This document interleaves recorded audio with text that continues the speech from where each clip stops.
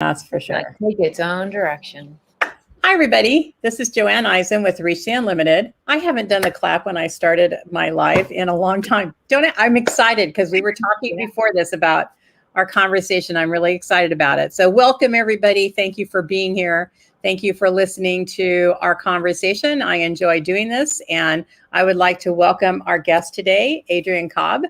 And she's great at many different things. So thank you so much, Adrienne, for being here. Could you tell everybody a little about yourself and what you do? Sure. Okay. Well, first of all, thank you so much for having me on. I always love doing your shows. It's a real delight.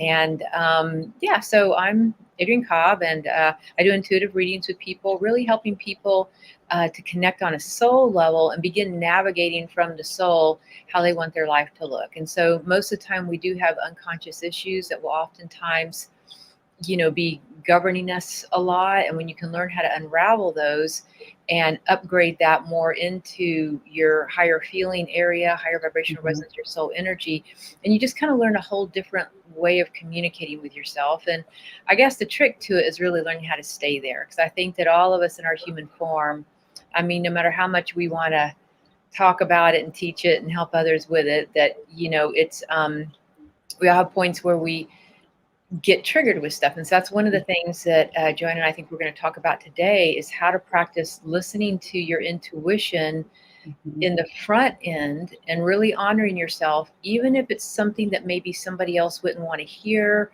or you might be afraid. Because eventually, if you don't listen to it on the front end and honor it in the moment, honor yourself and honor the other person, then even though it might be scary, they may not like it, eventually that truth will have to play out later.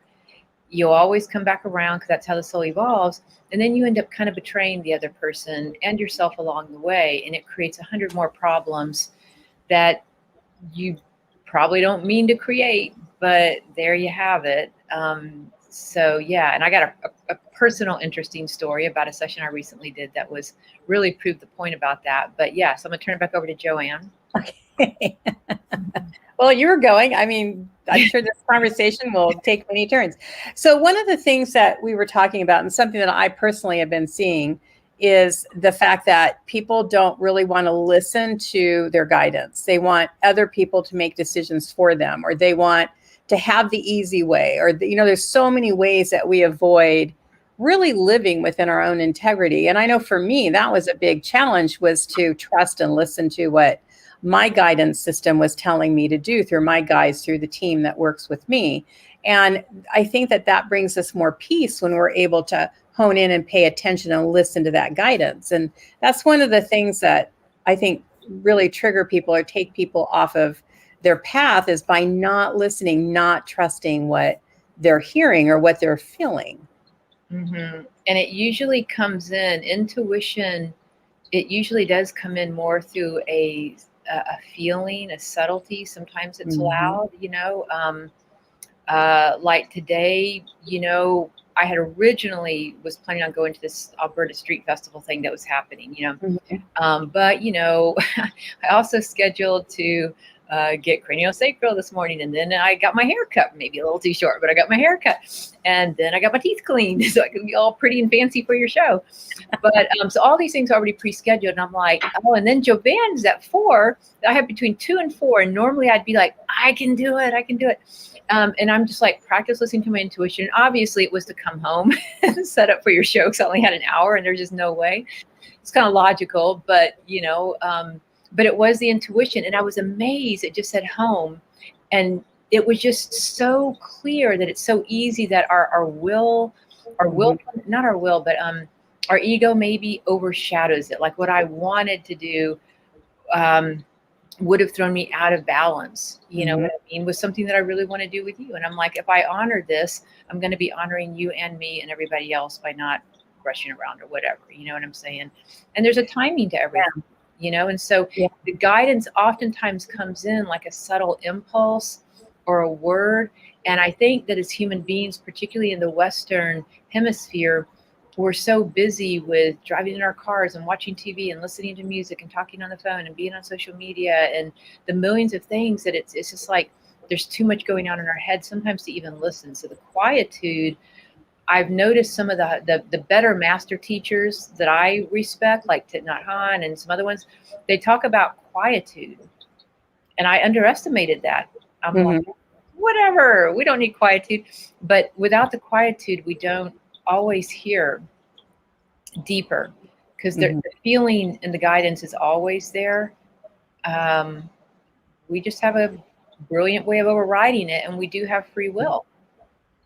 Well, I think overriding it's something that we've learned, and we don't realize that there's another choice. Like for me, to be able to sit in the quiet was uncomfortable in the beginning, or I didn't have time for it, or there's so many things that we could put in place of that. But when you start doing that, that's when you start exactly what you were talking about, being able to listen to all these parts of you, whether it be a voice or a feeling or an emotion or a idea or a picture. I mean, we all work differently, to paying attention to that. And then the more you pay attention to that, the more that you're able to trust what it is that you're getting.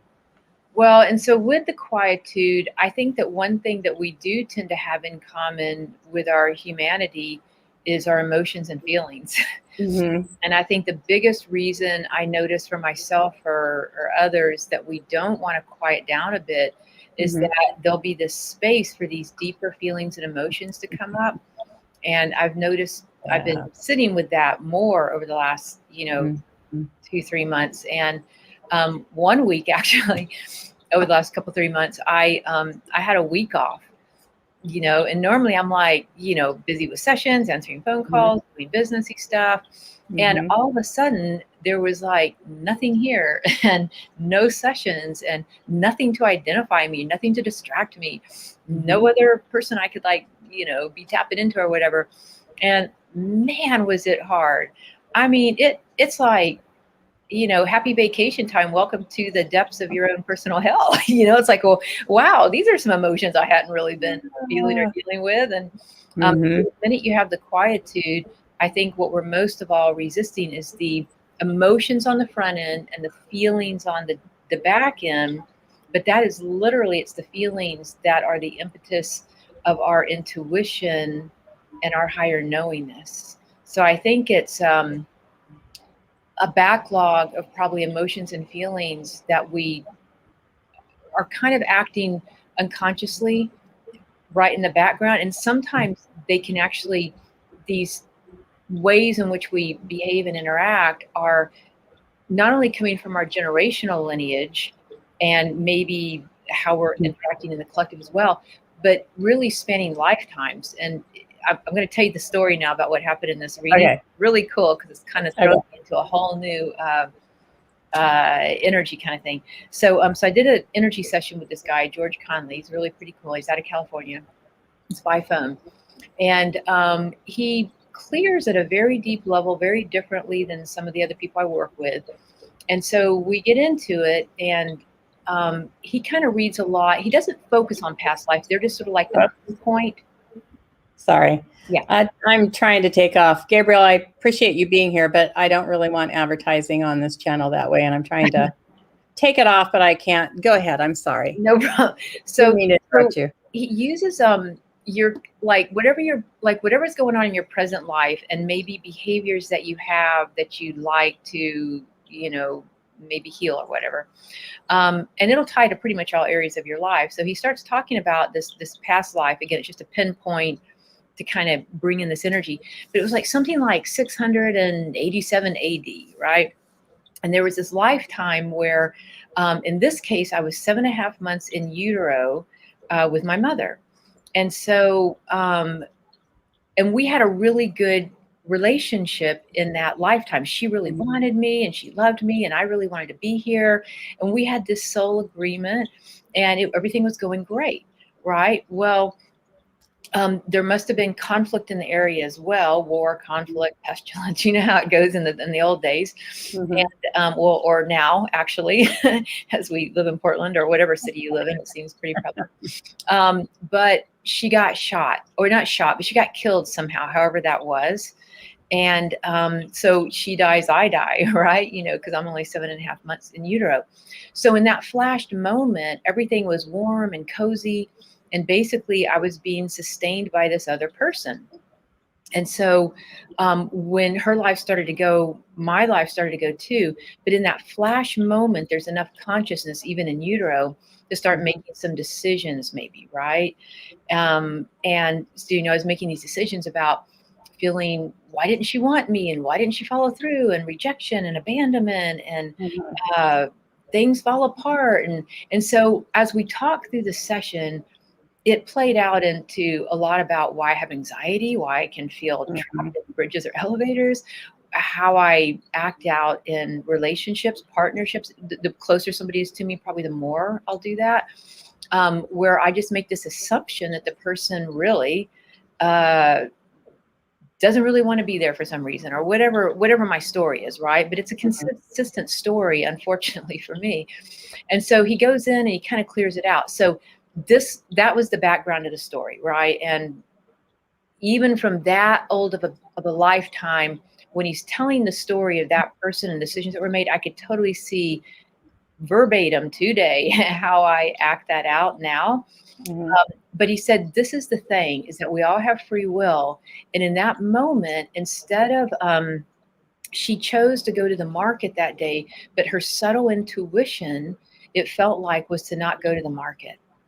See, so she and I had this agreement. We were good to go, but she overrode her intuition to try to get to the market and get things done or whatever it was. And in the process I died, end of story. And it left like this mark in the energy field, probably for both of us on some level. And so if she had listened to her intuition, because we have free will, it would have worked out.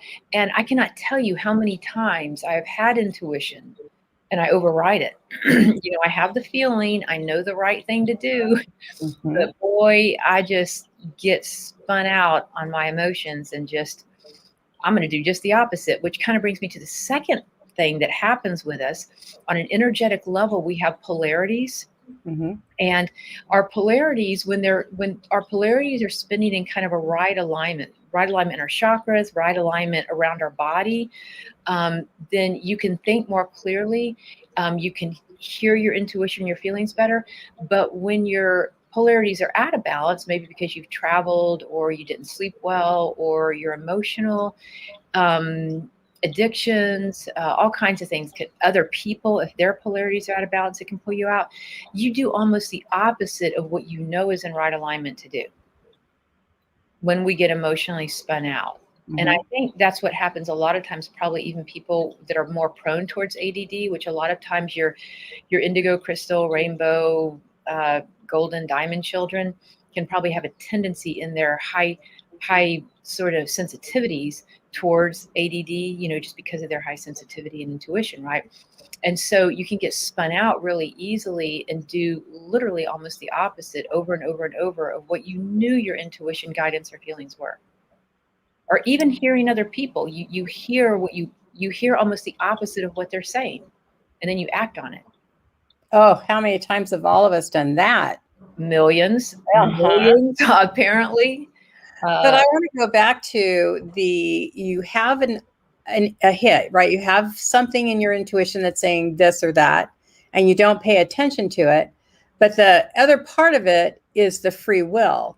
And I think those two together are really important, because we don't understand, even when we do our work, when we talk to somebody, it's all about the energy of the now and in your energy scheme. So I just had this happen where I was telling somebody about something, explaining that this is in the energy, but yet it can change based on free will of other people. And that's really important. Like, if we don't do something, like we get a hit, like we should do something, we hear that little gut feeling or the little voice in our head that says, do this or don't do that, and we don't listen to it, that's changing the energy for everybody around us based on the decision that we make. And that's where the free will comes in. And that's how energy can change. Am I making sense? Yeah, you are. And then because we might take a different turn, and let's say on a source level, God, spirit, source, universe, whatever you want to call it, I don't get the feeling really that we're judged at all by that higher energy. But there is a consequence to our actions. Yes. you know, Yes. I But being judged is one thing, cause and effect is another. Like if I but we run, confuse the two sometimes. exactly. If I go out in the street and a car's coming, I'm going to get hit by the car. Or you're going to leap over it. Ex- Either way, there's a consequence. There's a consequence. But being judged by that is completely, if that's that's a negative. Well, we do judge ourselves a lot, and then we assume that we're judged on this higher source level, I think, a lot of times. Mm-hmm. And then if you have a history of being judged by your parents, I think you're a little bit more sensitive to that, maybe. Yeah. Do you think anybody could really go through life, though, without feeling like judgment is a big part of their life as a human being? I do think that it is possible. You know, I do in my higher self, I see us living that way in a Shambhala type world. Yeah. But whether we do it or not, and I do think it really requires a tremendous amount of compassion to not go into the judgment. And so there was this cool podcast I was listening to. My business manager, Judah, sent it to me. And the woman's just like going on and on and on about all this astrology stuff. And I'm like catching blips of it because it's not exactly, you know, I don't know all the astrology. But it finally almost like, I mean, this thing was like over an hour long, right? And I'm trying to hang in there and I'm doing whatever. But anyway, she gets to this point where all of a sudden she says something like, she's like, my mind can hardly hang on to it because I'm still trying to integrate it. But it was something along the lines of basically that around judgment, guilt, and shame, how it very much pulls us off course. And then we stop listening internally to our wisdom and our guidance. And that if we could go back to situations in our life that maybe we are judging ourselves for, feel judged by others, whatever the situation is, and know that at that time we did the best we could in that moment. We made the best decision that we thought in the time. Like we didn't mean to be harmful or hurtful or whatever. That we were making the best decision we thought in the moment. And you bring it into a space of compassion for yourself and whoever might have been involved, right? And then you just realize, you know, but I've learned from that. You know, I've learned from that, and I can, you know, and I'll do better with that. And when you take the judgment off, it actually allows you to learn from your soul's wisdom. But if you stay in the judgment, guilt, and shame, it locks up your life force energy. It locks up your chakra system, and then your guidance and your connection to source energy is even further out. Like I had a client I was talking to today, and she feels very much that her ex-husband is a narcissist, and who doesn't think their ex is a narcissist, right? I'll put it out. Anyway, so she was going on that, and she feels really made wrong in the whole situation. She has done these major research. And in the energy, she did find the perfect book to really express how she was feeling and stuff.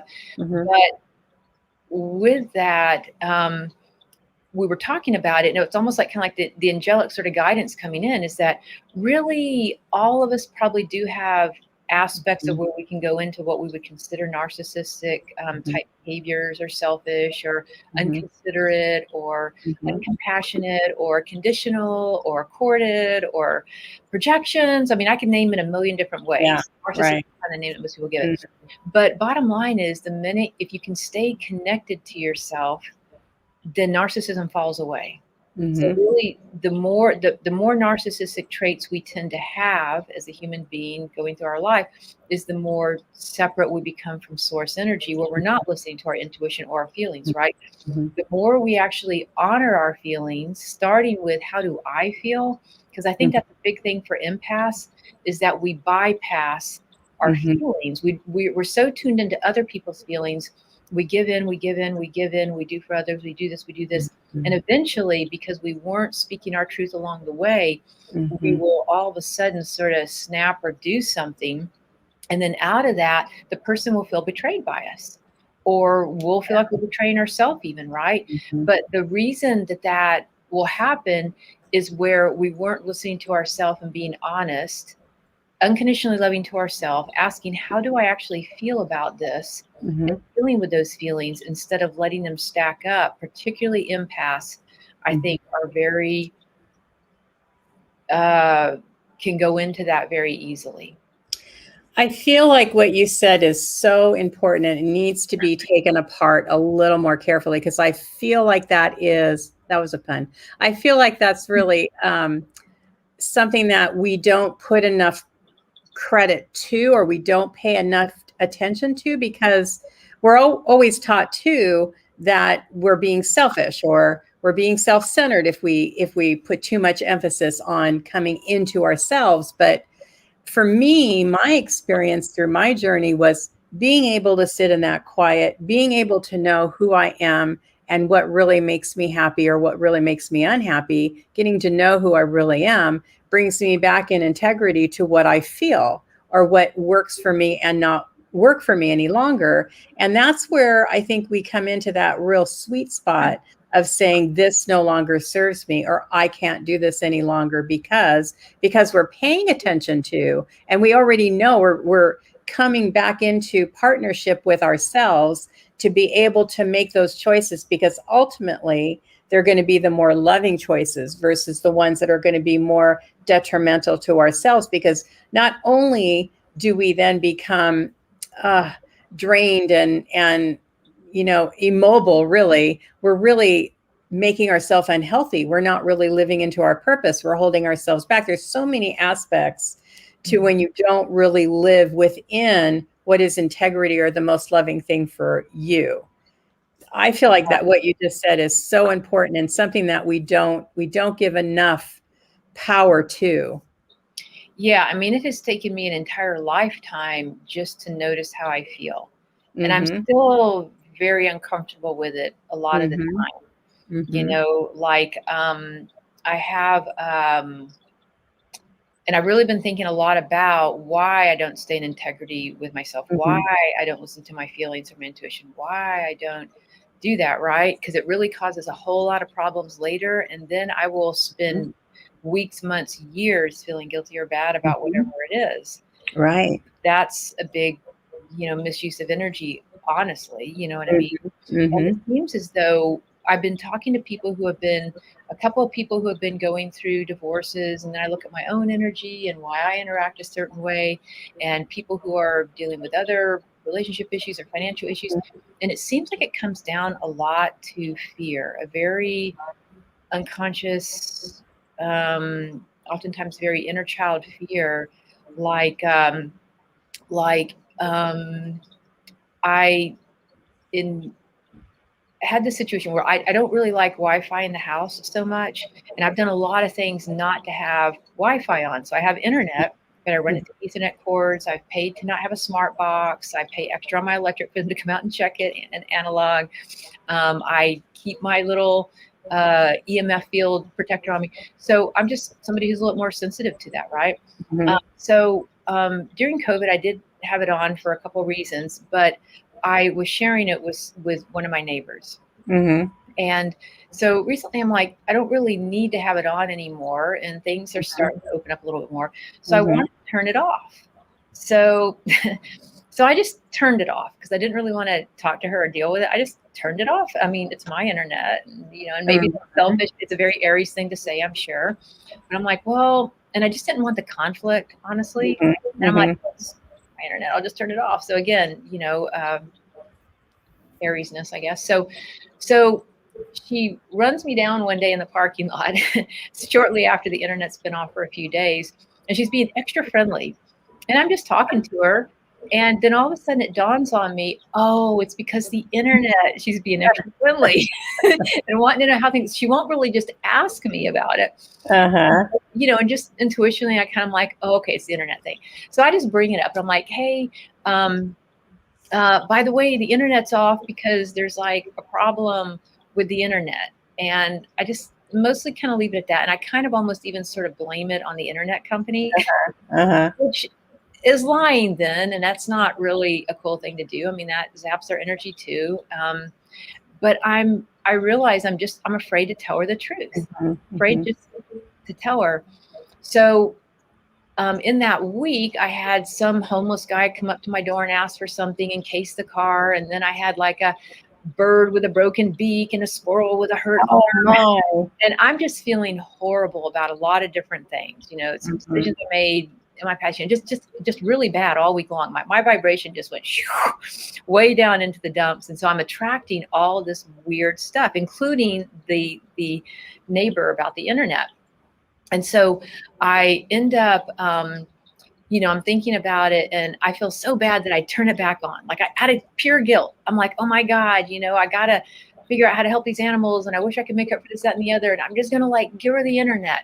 But it does come at a cost of a buzz in my head that I don't really want. You know what I'm saying? Like I do feel the buzz. I just feel calmer without it. So I'm like, wow. So I'm willing to sacrifice myself for somebody, this person who just doesn't want to pay for their own internet, I guess. And I gave it to her for over a year for free. You know, I mean, we were in COVID, which I wanted to do that. But, you know, and it's like, how I'm like, God, I'm such a freaking selfish person. Why can't I just give her the internet? And so I did it for about another day. Then maybe my Ariesness kicked in or whatever. And I'm like, but why? Like I really struggled with giving it to her, not giving it to her, not. But I really didn't want to. So then I just have to go over there. So I turn it back off again on her. You know, I just turn the internet off again. But this time I go and I at least tell her, and I'm like, hey, I am not going to have the internet on. I just don't, you know, it kind of buzzes in my head. And I wasn't being, again, completely honest about all of it, but I just said, you know, I'm just not going to keep it on anymore. You know what I mean? Oh my gosh, Joanne, it was a trip, right? Like, and I'm sure this is just an introduction, and this is the kind of the whole point of my story. So this is the point. Anyway, this is the point of the story was that when I told her, I said, by the way, the internet's out again. And she's like, oh, when's it going to be on? And I'm like, it's not going to be on again. I said, you know, I don't think I'm going to keep it because I could feel this like tension building between us. And I should have just said, because I feel the buzz in my head, but I feel like a lot of people wouldn't understand that. Because, well, you know, I'm just not going to keep it. And it's just one of those things. And, you know, so her face flushes red. Now she's this like sweet little, pretty chubby, fairy little lady. and she's always like nice and talking to the birds and the plants. But I know there is a darker side to this person, right? That I don't usually have to, you know, normally she hides in her apartment when she's in her darker side. But man, I saw it because now I kind of knew what to look for because I've been doing a lot of work. Her face flashed red. She left. And something very dark kind of came into her eyes. And they just changed colors literally in front of my eyes. And I thought she was going to cry. And I'm like, oh my God. And I'm not really sure what to say. And I'm just sort of standing there trying to be present to my feelings and her. And then within a few seconds, she kind of came back in enough to sort of catch herself. But I saw kind of the monster behind the scenes, sort of like what probably happens when she's tied down in her apartment. But that's exactly what happened in my childhood. My dad would change. His eyes would change. I would see entities in his eyes, just like I saw with her. I mean, it was scary. And the reason I'm saying is because if you have a childhood where you were scared of a parent, either physically, sexually, emotionally, mentally, spiritually, psychically, for whatever reason, and I think that happens with a lot of people, a lot of times we grow up not really wanting to say the truth and navigating and kind of fawning in a sense with other people, giving them their way about stuff, even if it's not in our best interest.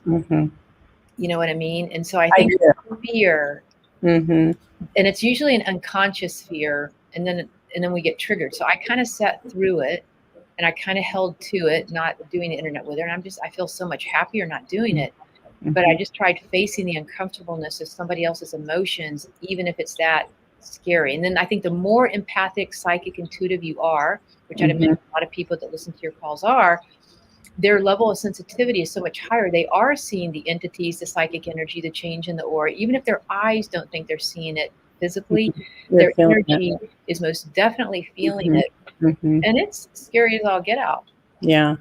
I think that, you know, that story is important because we can all relate to that in some way. We've all done that in some way where we've sacrificed ourselves in the uncomfortableness of doing something for somebody else that we didn't really want to do or feel comfortable in doing or felt obligated in doing or felt guilty about doing. I mean, there's so many reasons that we do that kind of thing. Yeah. But in the bottom line, it comes back to, what am I feeling about this? Is this something because that's what disease comes from. It's from, and it keeps attracting more people like that to your life. Like in that same week, I had the homeless guy showed at my door. And out of all the little apartments here he could have gone to, I'm feeling guilty about Jan. I'm like, oh God, I am a narcissist. Oh, I'm so selfish. I'm such a horrible person. Why can't I just give her the internet? It's like, what's the big deal? What does it cost me, other than the buzzing of my head?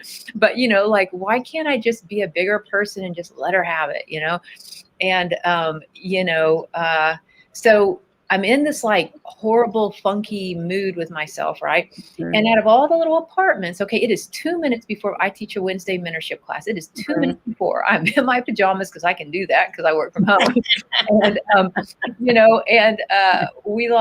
he comes knocking at the door. Now, usually right next to my door, I have a little blind, and I usually keep it up just because I like the light on the stairs.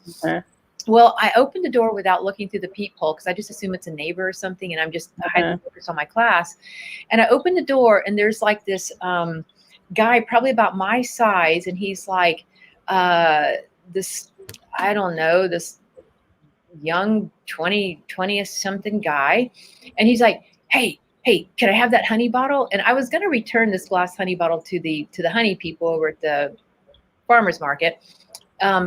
But it's just sitting there. So he clearly looked in my window, and I opened the door. He doesn't say hi or anything. He's just like, hey, I saw this honey jar. Can I have it? And it catches me so by surprise. And I'm like, I guess, like, I'm trying to think it through. And I'm like, well, I don't really need it, and he can't have it. And I give all kinds of stuff away all the time. I'm taking stuff down to homeless shelters and all kinds of stuff pretty regularly right now, because I've been cleaning out excess stuff in the house. And so I'm like, yes, he can have it. And, and I don't have time to think, and I know I have to be on this call. So I give him the honey bottle. And so then he goes on to say, because he has this super big bottle of glass bottle of vodka with him. And clearly he has entities around him. It's needless to have to tell you that. But anyway, so I give him the bottle, and he's like, are you going to use it? And I'm like, well, I was going to take it. I go into this story. I was going to take it back to the honey people, but I don't even know for sure if they want it. I'm like, never mind. It doesn't matter. And I give him the honey bottle. He's like, great, thanks. And then he starts to tell me his story. He's like, yeah, I just stole this bottle of vodka, and I was going to pour it in here. And he's like, whatever. And I'm like, yeah, whatever. So we both just did a whatever. And I just said, and I just shut the door. You know what I mean? But I gave it to him, and he was clearly casing my house and casing the car, because my neighbors told me he went around. So now, ever since then, I'm like sleeping with the front room light on, and sleeping with the upstairs light on, and sleeping with the face by the bed. It's like, why did I do that? You know what I mean? It's like my first impulse was probably not to answer the door and stay focused on my class. But I did. And then I gave something away that truthfully I wanted to give back to the honey people. It's just like, Jen, I can give her the internet. I can give them the honey bottle. I can do a lot of things, actually, but do I want to? And I'm realizing very little sense of self. Exactly. How do I feel? I have no idea, because I spend the majority of my life tuning into others purely for survival, to avoid conflict or emotions. So what are some tools that you think that people can use to prevent themselves from doing that? Because we all do that to some extent. We all sacrifice for somebody. And there's times where doing something for somebody else is the right thing to do. We're not saying don't ever do it, but it's listening to what is in your best alignment and good. Why are you making that choice? Is it because you feel some kind of negative feeling towards it and you're not honoring yourself, or because you truly want to do it and it is an honoring of yourself to do it? There's a big difference between the two. Yeah, there are. It's so bad, Joanne, that I'm spending, $300 to $400 a month feeding the animals, because I can't say no to them, and they don't even speak English. They don't even have to come knock at my door. They sort of do in their own way, right? But it's like, even just saying no to that is interesting, right? it's like, I don't really want to spend that much on the silly ass raccoons that are now bringing all their friends. So I would say that it's, and some of the people I'm working with in the mentorship right now, and even for myself, I'm realizing how compromising. I did an EFT tapping thing on Monday, and the woman was brilliant. Her whole thing was teaching you how to trust yourself and trust your intuition. And the point that really made it, because I don't want to create harm. Like, it really, really hurts me to hurt somebody else. And I like labor over it forever, right? So when we were tapping, she's like, okay, so this is the deal for all the empaths out there that you're so afraid you're going to hurt somebody if you tell them the truth. If you don't, you're going to betray them even worse at some point. You will inevitably do it, and it'll shock them. They will feel betrayed. They will feel hurt 10 times, 100, 1,000 times more than if you just told them your truth up front. And if you couldn't tell your truth and work it out, yes, it might cost that friendship, that relationship, this business deal, this whatever, but to keep doing it. And she's just think about that for a minute, that if you can't tell your truth up front and deal with the uncomfortableness of it now, it is going to only get worse later. You're going to suffer. You're going to run out your adrenals. You're going to, like you said, damage your health. It's going to be psychologically hard on you. You'll have a hard time sleeping. You'll eat all the wrong foods. Your polarities will go out of balance, because the minute we're out of integrity, our polarities go out of balance. And then we make more bad choices. And then we think, oh, there must not be a God. Life is horrible, which is not true at all, Right. But we want to blame something. So that will work. So that's kind of the deal. So I don't know if there's a shortcut to it. I mean, gosh, I've done a lot of sessions. I've done brain spotting, EMDR therapy, all kinds of energy sessions. I can't think of anything I haven't done to fix myself from this problem. At the end of the day, I think it just takes using my free will and developing a little better character. To say, I feel like I don't know another way around it. I feel like it's coming back into respecting and honoring yourself and being okay with that, and not, like you were saying, a narcissist gaslights and tricks into having people do what they want them to do, which is not a good thing. But when we're standing in our integrity, like with this neighbor, where if you just would have said in the beginning, I'm not going to have the internet because I don't want to pay for it anymore. I mean, just like that, like cringes just to even, like, I know the right thing is just simply to tell her that, but the strength it takes, like my whole heart just wants to like cringe up. And even a little bit I did tell her, she kind of had her own little flip out moment, and nothing's come of it. I mean, she talked to me this week and seemed to be over it and didn't think anything of it. And, don't you think that's more of something that's within our own story, within our own head, where if we do, the more we do it, the more we say, okay, I lived, I feel better. Like I did something this week that was ginormous for me, and taking back my power and saying, this isn't working for me and I need to walk away. And at first, it took me about 2 weeks to be able to get to that, because you have that argument in your head about yes, no, or whatever. I know about the arguments. When I did it, I was perfectly fine with it. I didn't beat around the bush about it. I just got to the facts and said, this is it. And I'm not doing this anymore. And felt so, like you talked about, you get freedom when you do that. You're no longer stuck in that cycle that just keeps going around, and you feel slave to that.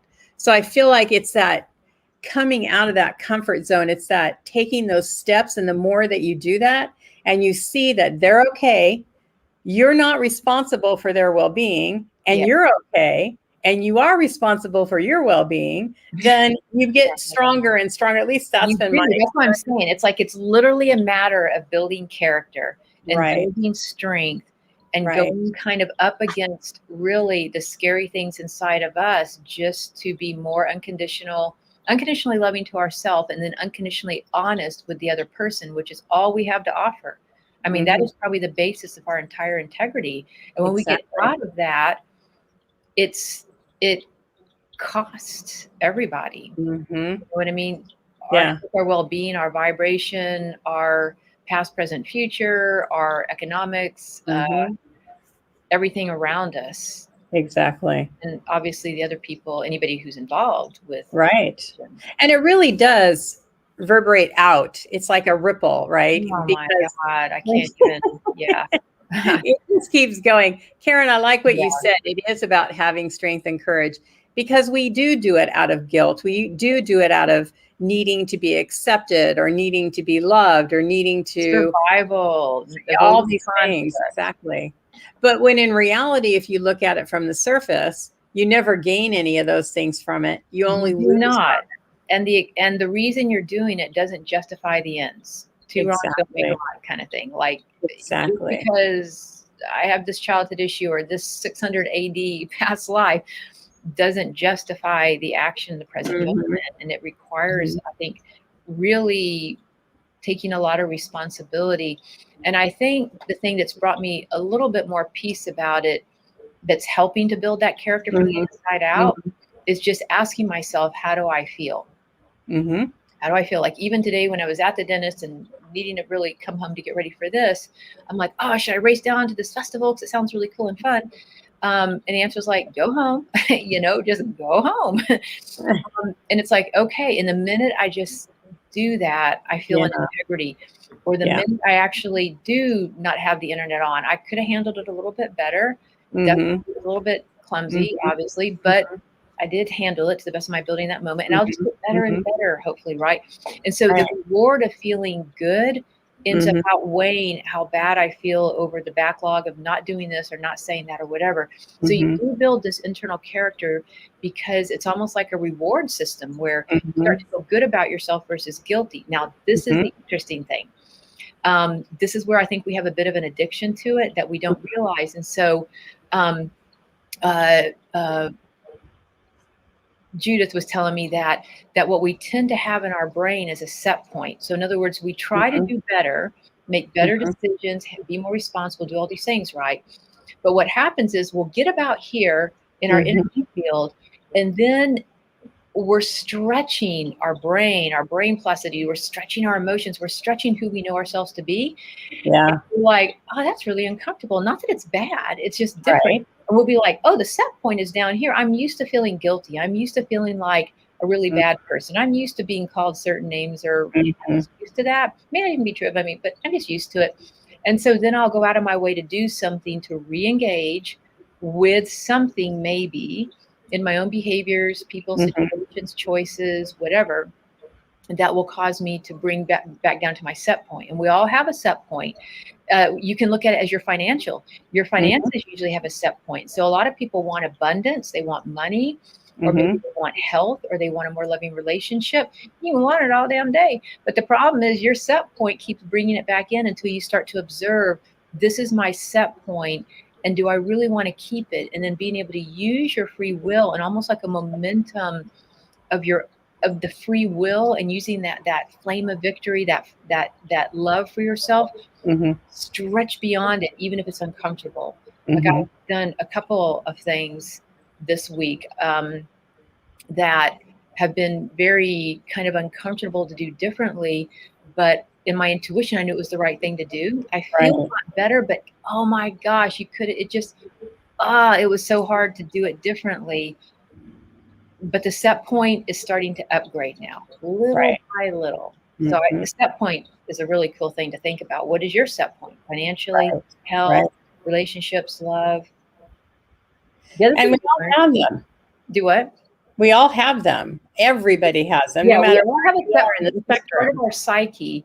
And whenever you take a workshop, like that's kind of the cool thing about taking, maybe doing therapy, but particularly if you do like a weekend workshop, or you go travel out of the country, if you do something that's very out of your comfort zone, your set point stretches a little bit, and then you don't go back down as far. You'll come back a little bit, but not down to here, because you stretch a little bit further, right? It kind of reminds me of when you go into a pool and it's cold, and so you kind of go in really slow instead of just jumping. I don't know why it reminded me of that, but I feel like it's like that's the way I work with that. It's like, okay, I survived to here. Now I can go to here, and now I can go to here, which is what I've been doing with claiming my own life back, taking those little steps. and being okay Yeah, with it. it's a little by little, right? And having a lot of compassion for yourself. The other thing, this is just kind of an interesting side note that I've also learned from this abundance course I was taking. It comes from Christy Marie Sheldon. Really cool. If you can look up on internet, on YouTube or something.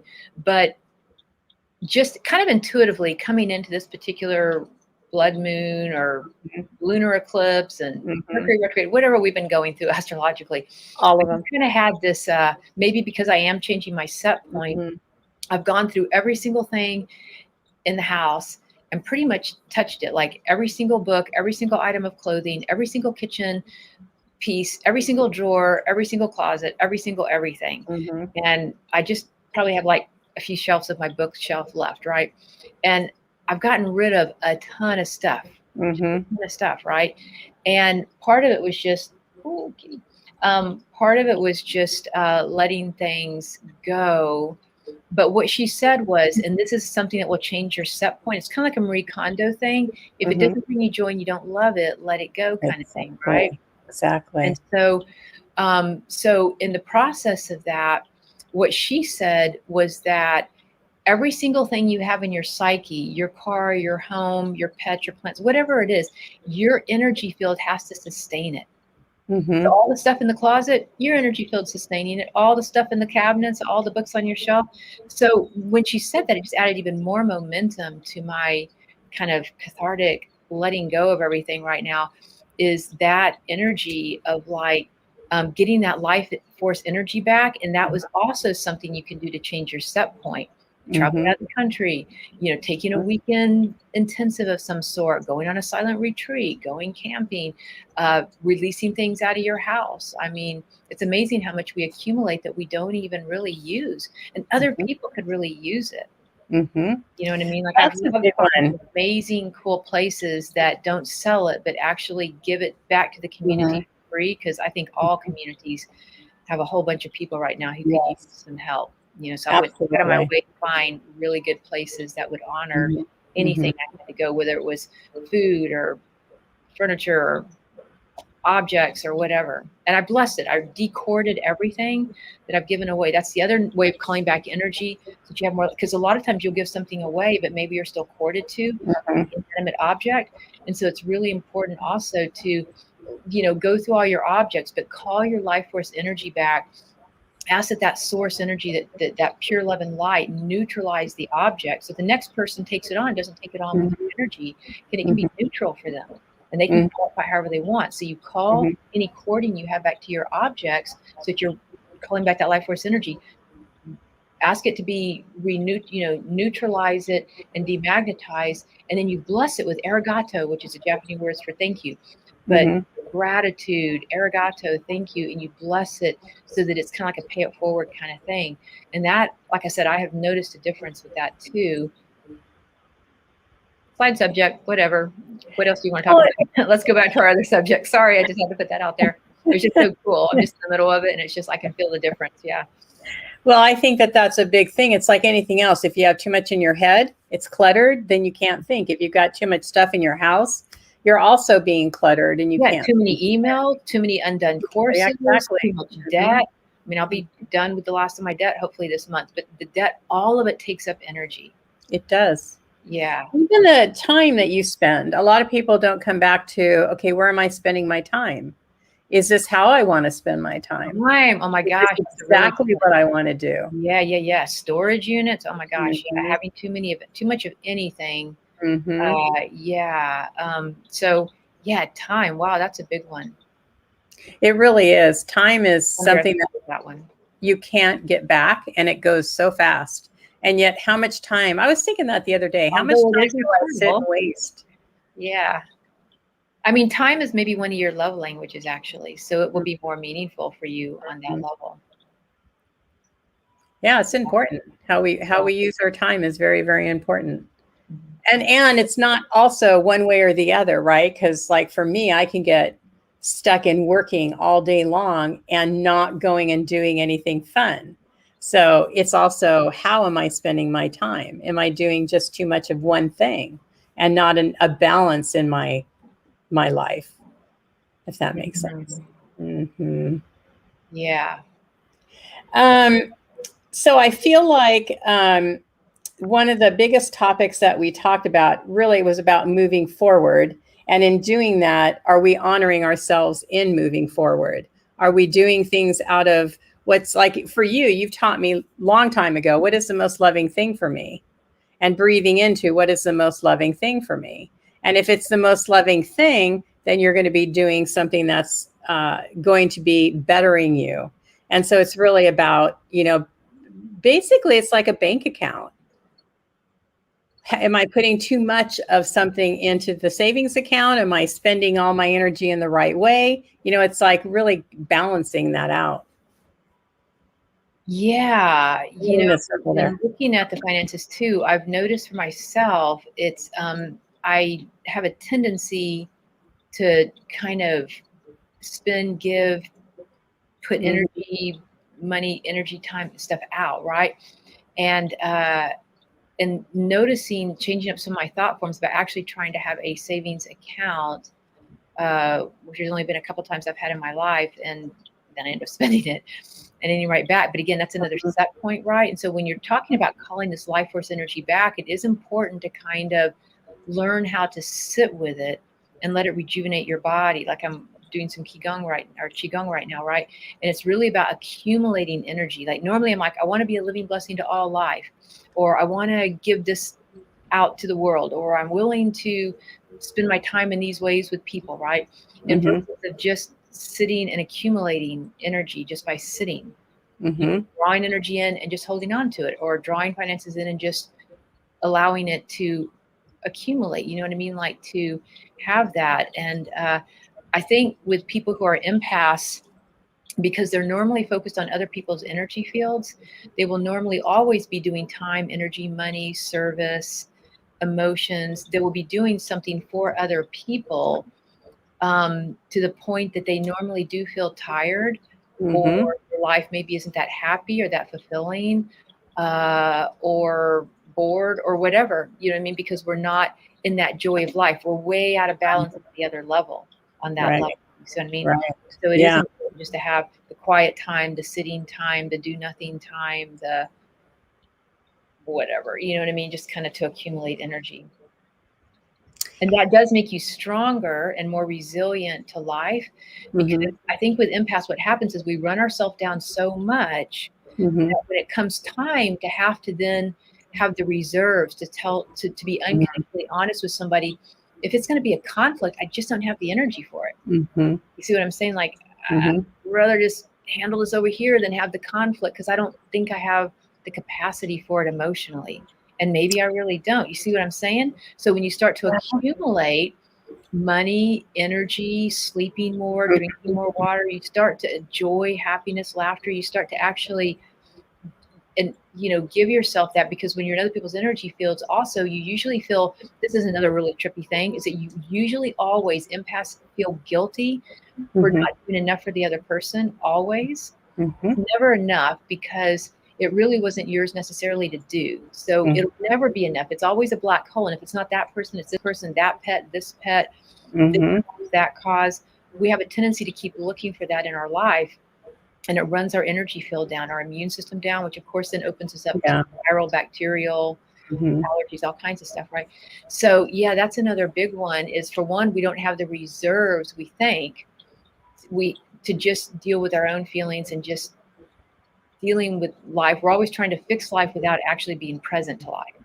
Like I'd rather run around and do 10 different things to try to fix the problems I think are problems than sit and have the reserves to deal with the real issue that's at hand, because I think it's going to take too much energy. Usually when you go to fix problems that you think are problems, you end up making more problems. Oh yeah, that's why I already got 10 or 20 on the back burner all the time. I'm trying to fix. Exactly. Like I'm just now trying to. That's what I've learned. Yeah, right. Isn't that wild? How much energy? But the other thing you said that's really interesting that I wanted to go back to was, I don't have the energy for conflict. But when you said that, from my experience, what I've learned is conflict only happens when two people are doing it. So if you're not a part of that conflict, then there's no conflict. Well, and that's what I'm saying. When we overly, as an empath, when we overly connect into another person's nervous system, it will never be enough.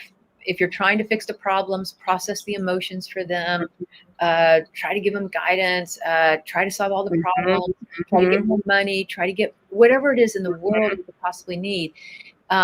It's never enough. And you'll always feel inadequate, which then supports the thought that you're not enough. You don't have enough, therefore you don't have the energy for your own life at the end of the day. Right. Because you've been misusing it. And that's why, even just waking up in the morning and saying, how do I feel? Like even doing it once a day. How do I feel? It doesn't have to be anything's going on. Just how do I feel? It's profound. It is. And it actually starts to feel really good after a while. And you start to get to know yourself in a way that you're usually just empty in your own life, kind of the invisible person in your own life. And that's a problem with somebody asks you, how do you feel? You say, I don't know. Or what would you like to do? I don't know. What would you like to, I don't know. And if you really, you always know. You always do, but you're so out of tune, one, with who you are, what you like, because you're caretaking to so many other people, or you don't want to say it because you feel like it's not going to be accepted. Either way, it's the wrong reason. Exactly. And I'm going to go back to that. So people do not miss that, because I need to learn that. It takes two to have a conflict. So if somebody is in disagreement with you, the only way it's going to be a problem is if you engage, because you have the right to your feelings. But when you engage to justify or make yourself right, instead of just being in your own peace and quiet without having an argument, because you never win an argument. If somebody is going to argue with you about something, 9 times out of 10, you're not going to change their mind. True. Yeah. Well, I'm just thinking that through for a minute, because it kind of caught me on something else, that a lot of it is also having a control issue. Yes, that's what that would be about. Exactly. I'm like, let's not talk about this. Let's go somewhere else now. I don't want to talk about my control issues because they're a little on the scary side. I learned that through a lot of hard knocks of, if there's a problem and I'm trying to force this issue about something, it's because I'm trying to control it. I'm trying to get somebody to see it my way, and they're trying to get somebody to see it their way. And that never works, where it's okay for both of you to have whatever the opinion is and go off with life happily ever after. Well, there is another version, Joanne, of how the pattern works. Let me tell you the other version. As an Aries and an only child, the other version is you just simply do the other person. You just simply do everything. You don't have any conversations. Oh, yeah, there's that one too. Do everything, and then you don't really have to deal with the conflict. And this sort of kind of caught my attention recently. About a month ago, I was talking to somebody, and I'm trying to finish off my book right now, right? And I'm still stuck on that damn first chapter, because the first chapter I have to tell my life story. And part of my life chapter, part of my first story is the car accident I had when I was like 15, right? Which opened up intuition, near-death experience. So, I'm like going over and over this chapter.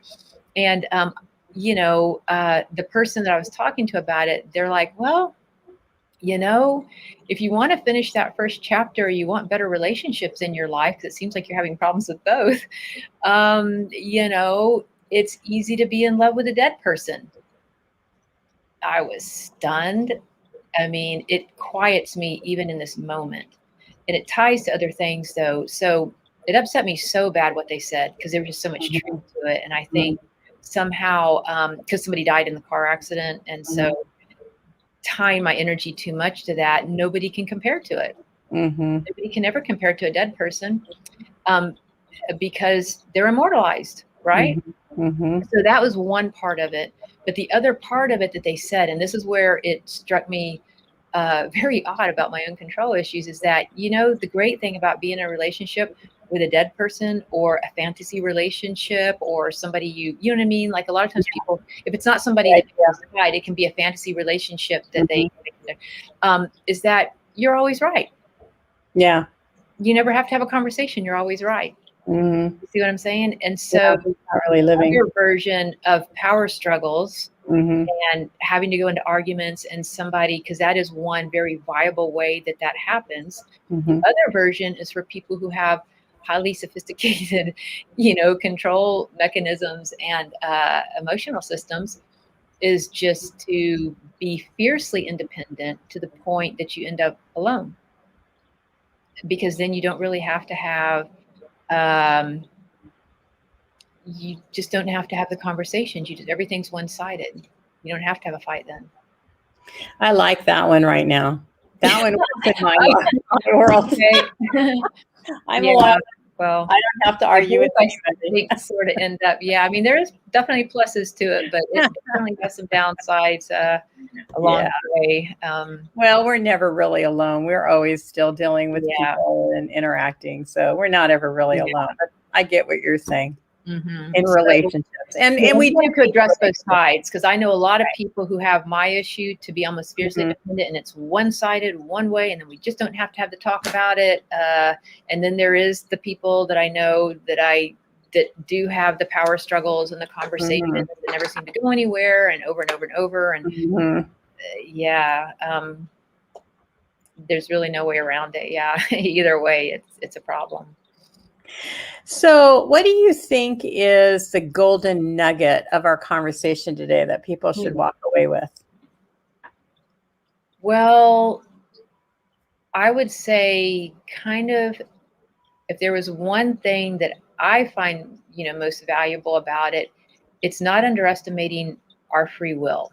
And that the best way to use our free will is to listen to our intuition, which is going to require listening to your feelings and getting more acclimated to yourself on a more deeper interpersonal level of knowing yourself. And wow, why not start today? It's like there's no time like the present to start to get to know yourself. And to really, that's one reason I kind of went through the house. I'm like, I don't even know myself. You know what I mean? I don't even know what I like or what I don't like, what works and what doesn't. And I forced myself to go through every single object, kind of Marie Kondo style, to see how I felt about it, just to try to get to know myself a little bit better. And it was helpful. But the misuse of our free will, like when the power of our free will is so important, and we underestimate it all the time. And then, of course, we want to blame other people, or we want to project or whatever. But we are ultimately responsible for our lives and how we choose to live it and how we interact with others, and whether we're in integrity or not with ourselves and others. And the use of our free will is a big one, I feel, on my end. And like I said, when we don't honor our intuition and we misuse our free will, it not only costs us, it costs others. It does, yes. That's what really struck me about the past life experience, is that my mother made one choice to do something that she overrode her intuition, but it ended up costing her and me.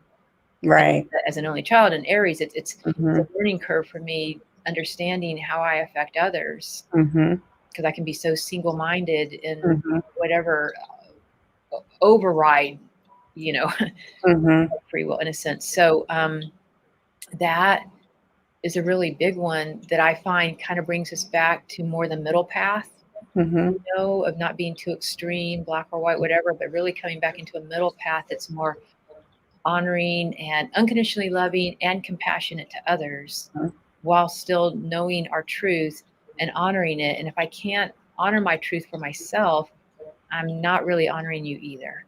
Exactly. Understanding that if I can now understand that I will betray that person at some point when I'm not honoring my feelings on the front end, is so upsetting and scary to me that it's causing me to want to change my behavior. Yeah, out of the drive of not wanting to hurt people and feeling the consequence of that.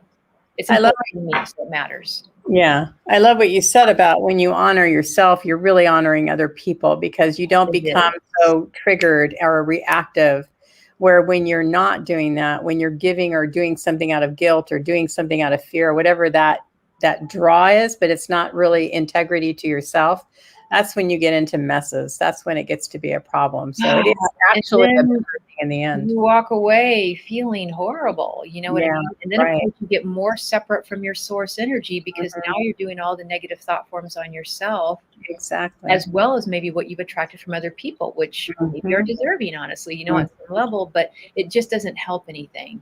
And I guess, the other thing I've noticed, again, kind of a side point, it is connected, but I've also noticed that I don't want to put my energy into judging other people. Like, that's another part of the free will. Yes. Notice is that, a lot during the day, I may think about, wow, well, that person did this, or this happened, or judging this person over here, or this situation. And I'm like, what right do I have? I mean, all I've done, it's literally like a curse where one of the things I've been doing is I've been cleaning my aura, the inside and the outside of my aura. So you cleanse your chakras. You take this, like, just imagine this white rose, and you cleanse as if you're sticking the white rose into each chakra, and you go in and out of each chakra, cleansing it. And then you send it outside of your aura, and you just blow it up or send it back to source. Then you take like a lint roller of a white rose, and you roll it all around the inside of your aura, up and down, up and down, up and down, all the way around. And you send it out and you blow it up, and then you do it on the outside of your aura. Okay, now this is the cool thing, right? On the inside of your aura is what you're projecting about yourself. This is what I want people to know. This is what I don't want people to know. This is what I want people to know. This is what I don't want people to know. And you got all these projections. So it makes it a little harder for people to see your true self, because they're picking up on your projections, one that you want to see, one that you don't want them to see, right? So when you start to cleanse it, it cleans it. Now on the outside of your aura is where people have projected onto you. And there's a lot there. Like, some people might think very highly of you. Like, let's say with celebrities, one of the reasons that we all agree that this person is the most beautiful person in the world and the richest person in the world and whatever is because millions of people projected that onto them. So the minute we just look at them, we're like, what a beautiful person that is. Wow, what a wealthy person that is, right? And it's not what they are. If you actually got to come up close and see them and hang out with them, you'd realize there's nothing that special about them, but they have so many projections, so many like stickers on their energy field advertising who they are. And so the goal is to clean the inside of the aura, the outside of the aura, and of course your chakras. And then the goal is to have like a clear auric field to where you just are your true self. So when somebody meets you, they know what they're getting. They get what they see versus all the stories, which there's so much truth to it, right? So the more I've been doing that, the more I'm realizing, cleaning up my chakras and my auric field, I'm like, oh my gosh, and I projected this onto that person and that onto this other person. And I'm realizing in cleaning my own auric field how much I've sent to other people's energy. High or low, doesn't really matter what I've sent out. What right do I have? I do not want people doing that to my aura. Right. And it takes weekly, you kind of want to keep that cleaned up. You do it, but it's a maintenance thing, like taking a shower. And it's a big deal about calling our life force energy back, and how much more honoring it is just to try to let people be who they are versus whatever we want to project onto them. That's another way that we misuse our free will, is judging or projecting or casting our own thought forms or belief systems onto others. You get a COVID vaccine, you don't get a COVID vaccine. That's right. Right. There's so many. I mean, I could like endless things that I could pull up in the news right now, right? Right. This, that, or the other, that we all have a judgment on one way or the other. Right. And you don't want separation in any situation. Right. You just really want to keep things as connected to your own source energy as possible. And the minute you go into separation with that kind of judgment on anybody else, it takes you out of that. Right. Right. And then you get afraid to own your own truth, which brings us back to the very beginning of the conversation. But we're at the end of the conversation now. So, we should evolve and move on from that now. Yeah. All is good. Have compassion. We've done the best we could, and we're where we're at now. And that's a good way to end. Have compassion, because we do the best that we can, and we can't judge ourselves. I do believe that about everybody. I don't ever question that about everybody. Yeah. And one of the things that I was thinking today about things that we do that maybe not have been the best for us to do, but we just did the best we could do, is to go and do the Ho'oponopono.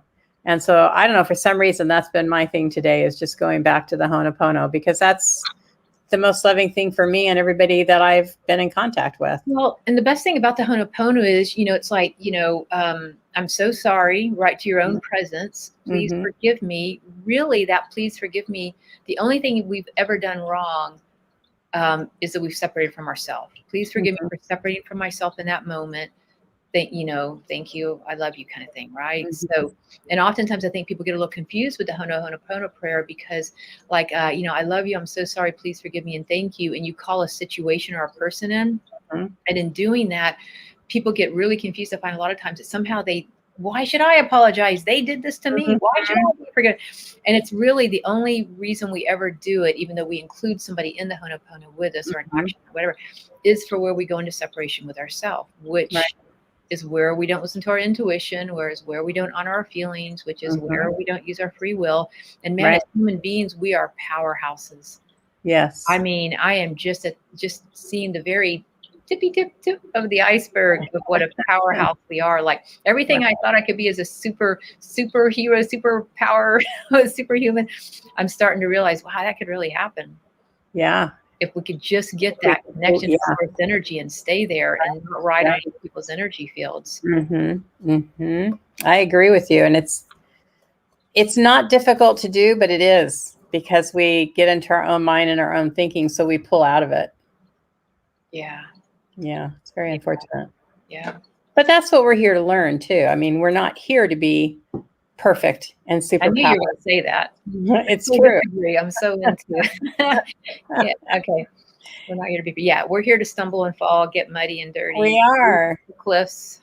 We are. I was just talking to somebody the other day about could we ever be perfect?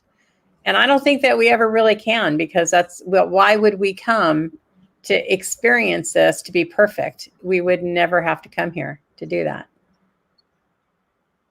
Could we achieve it?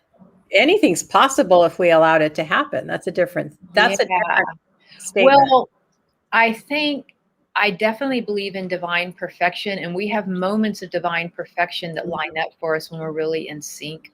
But then we have the human perfection, which will never match because it's funny. So divine perfection, I'm a big advocate for. Human perfection, why bother? I just like having messy hair, and my clothes maybe don't always match, and I'm never going to say the right things, So I'm all into human perfection, and that's okay.